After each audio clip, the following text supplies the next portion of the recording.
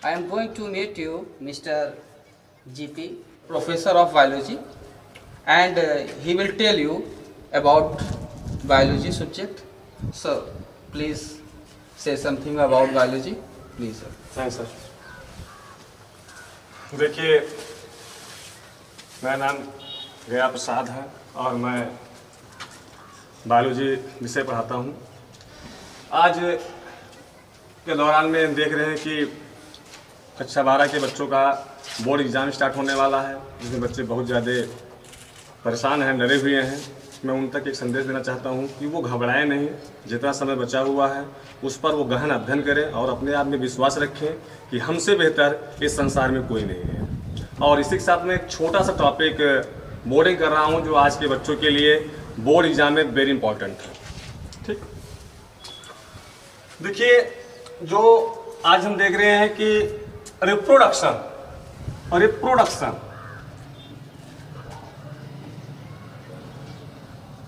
Reproduction से एक 4 number की क्वेश्चन पुटअप होता है एग्जाम में।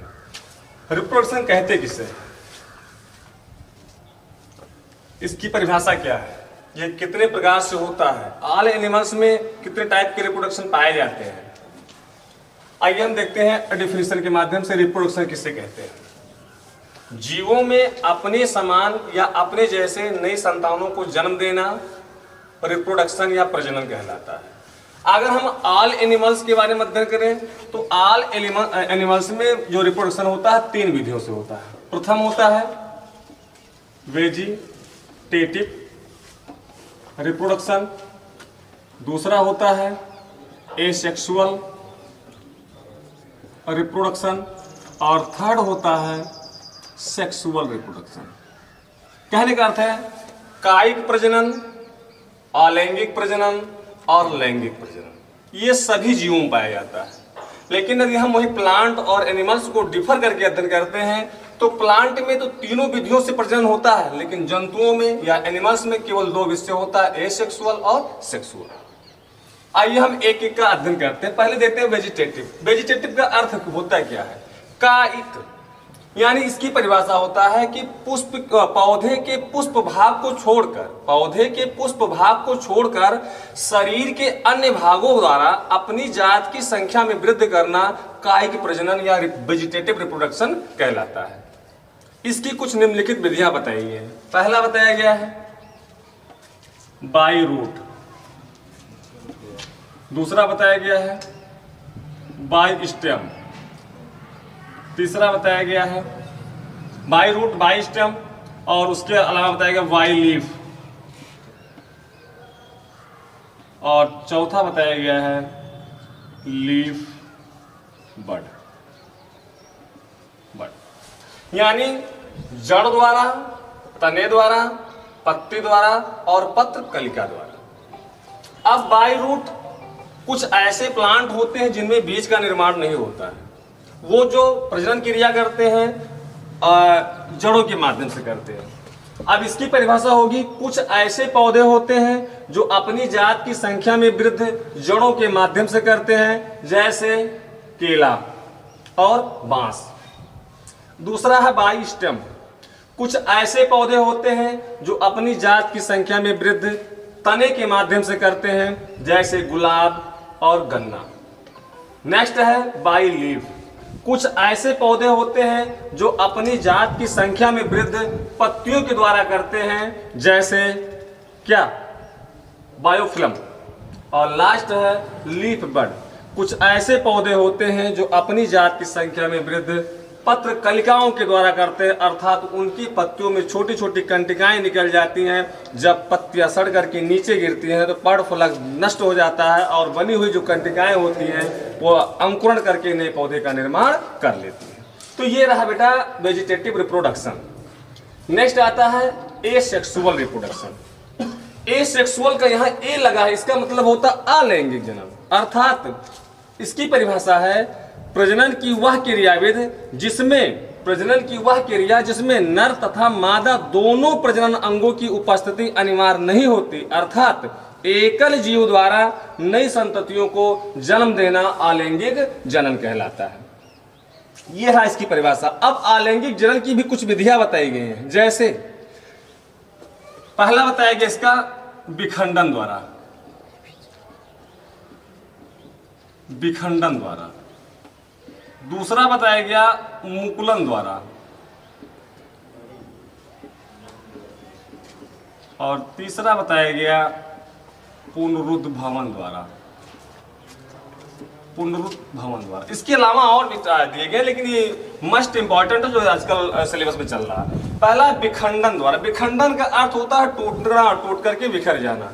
विखंडन, कुछ ऐसे एक कोशिकीय जंतु होते हैं जो जल और भोजन करने के पश्चात सुप्तावस्था में चले जाते हैं, और जब अनुकूल परिस्थितियां आती हैं तो वो अपने शरीर को एक से अधिक खंडों में तोड़ करके एक से अधिक जीवों का निर्माण कर लेते हैं, जैसे अमीबा, ये एक कोश के प्लांट एनिमल्स है। दूसरा है मुकुलन द्वारा। कुछ जीवों के शरीर पर एक छोटा सा उभार निकलता है, जैसे हाइड्रा है, यदि बताते हैं आपको, कुछ जीवों के शरीर पर एक छोटा सा उभार निकल जाता है। जब मातृ जीव से आनुवंशिक पदार्थ निकल करके उस उभरे हुए उभार में पहुंच जाते हैं तो वह अपने मातृ जीव से टूट करके अलग हो जाता है, और अलग होकर एक नए एनिमल से, एक नए जंतु का निर्माण कर लेता है। इसे कहते हैं मुकुलन द्वारा। जैसे इसका एग्जाम्पल है हाइड्रा। आइए हम एक दिखाते हैं आपको।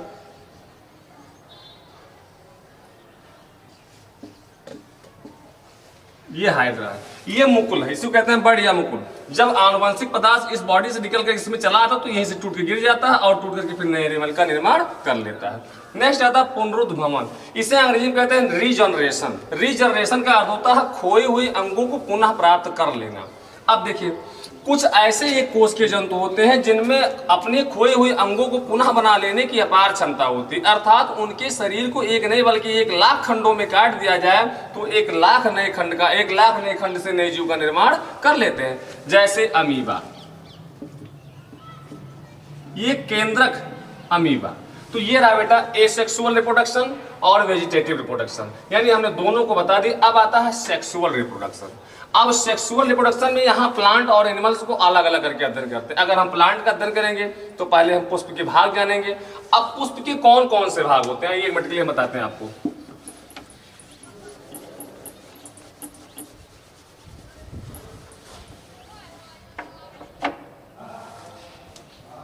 Reproduction in plant.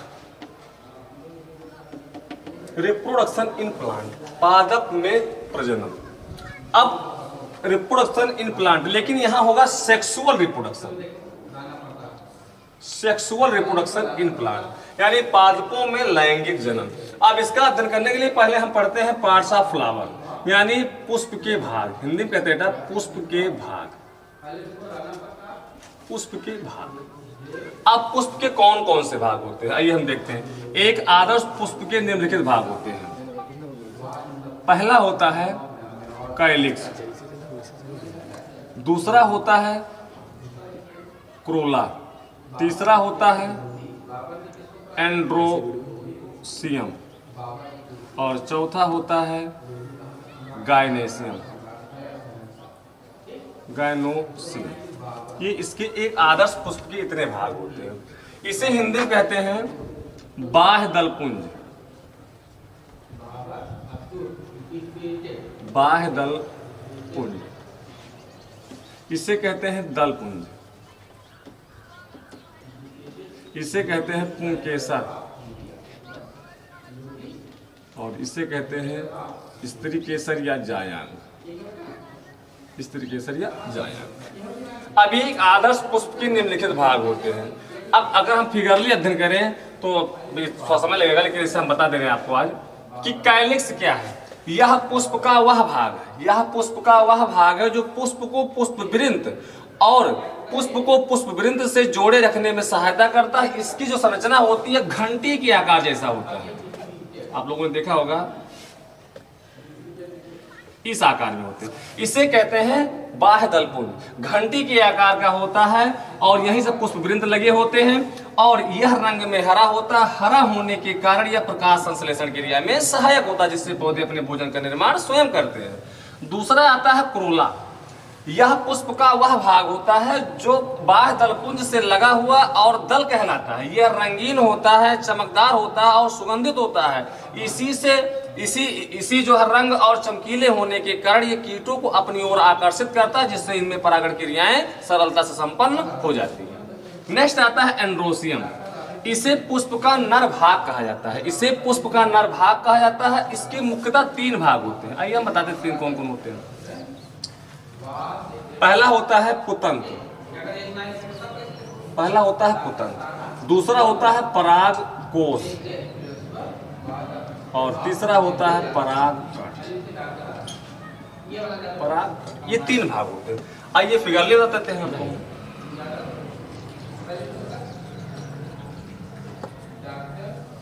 ये इससे कहते हैं पराग कोश, इससे कहते हैं पुतंत्र या फिलामेंट। और जब इसको हम काटते हैं तो ये 3 चक्रों में एक रचना दिखाई देती है, जिसमें अनेक संख्या में परागकण भरे होते हैं। इसी को कहते हैं पुंकेसर। अब पुंकेसर का पुतंत्र वह भाग है जो लंबा होता है और तंतु के समान पतला होता है। इसे पुतंत्र कहते हैं। पुतंत्र के सबसे अग्रिम छोर पर एक बेलनाकार या एक फूला हुआ भाग लगा होता है, जिसे परागकोश कहते हैं। जब इसी परागकोश को हम काटते हैं, वेंट्रिकल काट करके देखते हैं सूक्ष्मदर्शी द्वारा, तो इसमें अनेक सूक्ष्म तरल द्रव्य पदार्थ भरे हुए दिखाई देते हैं, जिन्हें हम परागकण कहते हैं। इसी तरह जो है स्त्री केसर है। स्त्री केसर नेक्स्ट हेडिंग है आपका स्त्री केसर या गायनोसियम। गायनोसियम क्या है? इसे पुष्प का मादा भाग कहा जाता है। इसके अंदर अंडाशय होते हैं और अंडाशय में अंड पाए जाते हैं। इसके भी 3 भाग होते हैं। पहला होता है वर्तिकाग्र, दूसरा होता है वर्तिका और तीसरा होता है अंडाशय। इसे कहते हैं वर्तिकाग्र, वर्तिका और अंडाशय। आइए फिगर देख लेते हैं हम लोग।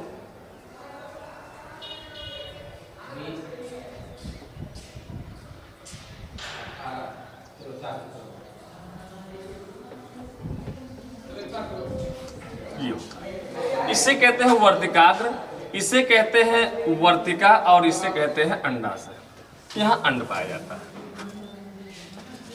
अब देखिए वर्तिका स्त्री केसर का वर्तिका वह भाग है जो प्लेट के समान चौड़ा होता है, अर्थात जब आते हैं परागकण किसी माध्यम से या स्वतः परागकण आते हैं तो इसी वर्तिकाग्र पर पहुंचते हैं।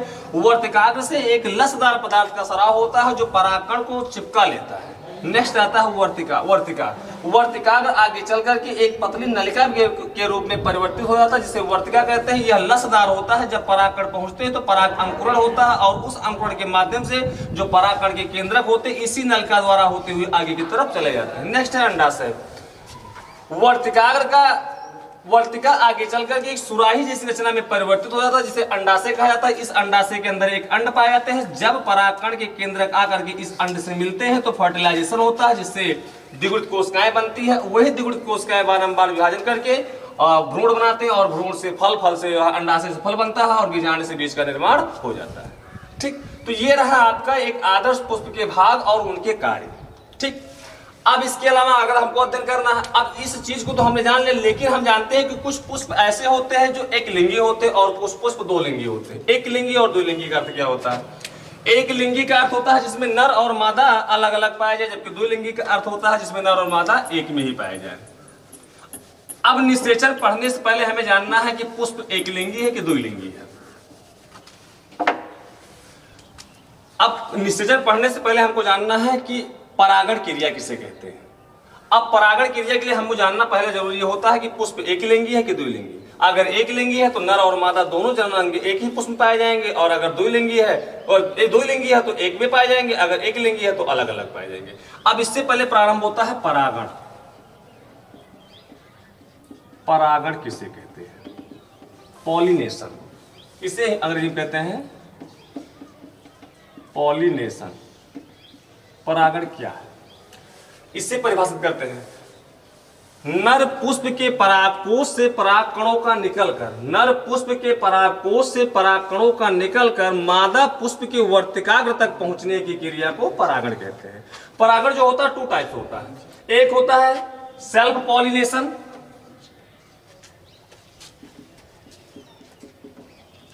एक होता है सेल्फ पॉलिनेशन और दूसरा होता है क्रॉस पॉलिनेशन। सेल्फ का अर्थ होता है स्वपरागण और क्रॉस का अर्थ होता है परपरागण। सेल्फ का अर्थ होता है, परिभाषा क्या होता है, स्वपरागण किसे कहते हैं?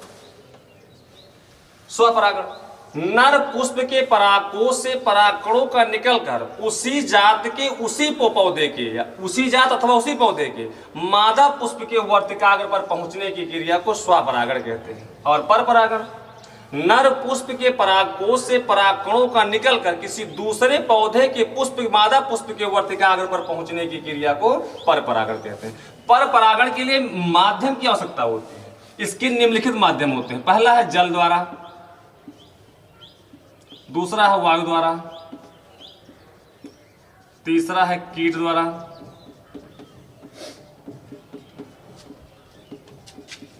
और लास्ट है जंतु द्वारा। आज जंतु द्वारा बहुतायत मात्रा में इसका उपयोग करते हैं। जल द्वारा कुछ ऐसे पौधे होते हैं जिनमें परागण जल के माध्यम से होता है, क्योंकि हम जानते हैं कुछ जलीय प्लांट्स होते हैं। कुछ जलीय प्लांट्स होते क्या है, जो जलीय प्लांट्स होते हैं जब उनके नर पुष्प के परागकोश से परागकण मुक्त होते हैं तो जल की धारा के साथ तैरते हुए मादा पुष्प के पास पहुंचते हैं और मादा पुष्प के वर्तिकाग्र पर पहुंचकर निषेचन क्रिया को संपन्न कर देते हैं।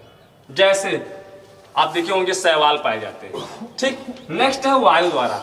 कुछ ऐसे पौधे होते हैं जिनकी एक जाति यहाँ होती है और दूसरी जाति बहुत काफी दूर पर पाई जाती है। उनमें क्या होता है कि जब उनके परागकोश से परागकण मुक्त होते हैं तो वायु में उड़ते हुए मादा पुष्प के वर्तिकाग्र पर पहुंच जाते हैं और वहां पर फर्टिलाइजेशन क्रिया या निषेचन क्रिया को संपन्न कर देते हैं। उसी द्वारा कीट द्वारा आज हम देखते हैं कि भंवरे होते, तितलियां होती हैं, ये क्या करते हैं, एक पुष्प के परागकोश पर बैठते हैं, उनके पैरों में परागकण चिपक जाते हैं। जब वहां से उड़ते हैं और मादा पुष्प के वर्तिकाग्र पर पहुंचते हैं तो वहां पर उनके पैरों में चिपके हुए जो परागकण होते हैं वो मुक्त हो जाते हैं और वो वर्तिकाग्र के माध्यम से अंडाशय में पहुंचकर निषेचन क्रिया को संपन्न कर देते हैं।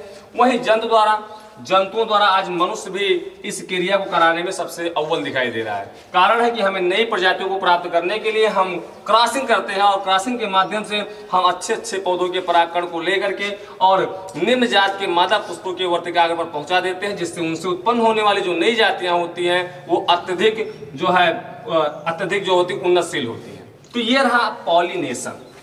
ठीक, अब इसके बाद जो स्टार्ट होता है उसे कहते हैं फर्टिलाइजेशन, निषेचन।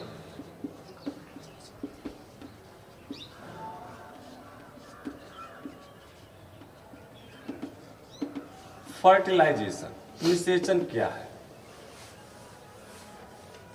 इसे एक परिभाषा रूप बताते हैं, नर युग्मक तथा मादा युग्मक, नर युग्मक तथा मादा युग्मक के आपसी संलयन क्रिया को निषेचन कहते हैं। इसी निषेचन क्रिया के परिणाम स्वरूप द्विगुणित कोशिकाएं बनती हैं जो बारंबार विभाजित करती हैं।